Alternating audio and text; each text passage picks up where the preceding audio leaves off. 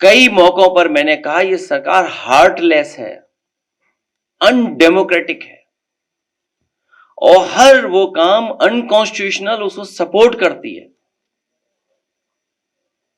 बाबा साहब भीमराव अम्बेडकर जी का संविधान, उसकी प्रस्तावना,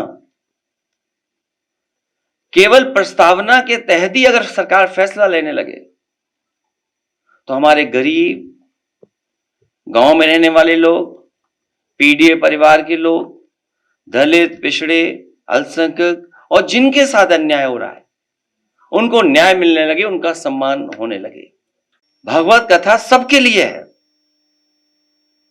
जब सब सुन सकते हैं तो सब बोल क्यों नहीं सकते?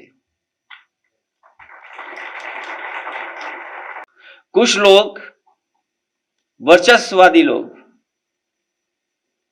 प्रभुत्ववादी लोग कथा वाचन में अपना एकाधिकार बनाए रखना चाहते हैं। कथा वाचन को जिन्होंने भावना की जगह व्यवसाय बना लिया है, व्यवसाय बनाने वाले लोग हमारे इटावा कथा वाचन पीढ़ी अपमान कांड उन्हीं कुछ प्रभुत्ववादी और वर्चस्ववादी की वजह से घटित हुआ है। अगर पीड़ित समाज के इन लोगों को इतना ही परहेज है तो घोषित कर दें कि परंपरागत रूप से कथा कहने वाले वर्चस्ववादी पीड़ित समाज द्वारा दिया गया चढ़ावा, चंदा, दान, दक्षिणा कभी स्वीकार नहीं करेंगे। भाजपा राज में पीड़ित समाज को हे दृष्टि से देखा जाता है। आदरणीय रामजी सुमन जी ने तो कुछ घटनाएं बताई हैं, कुछ महत्वपूर्ण पदों पे बैठे लोगों के बारे में बताया है। सुना है हमने कि देश की सर्वोच्च सीट पर बैठने वाले के साथ भी कभी अपमान हुआ है। देश के राष्ट्रपति भी हे दृष्टि का सामना कर चुके हैं।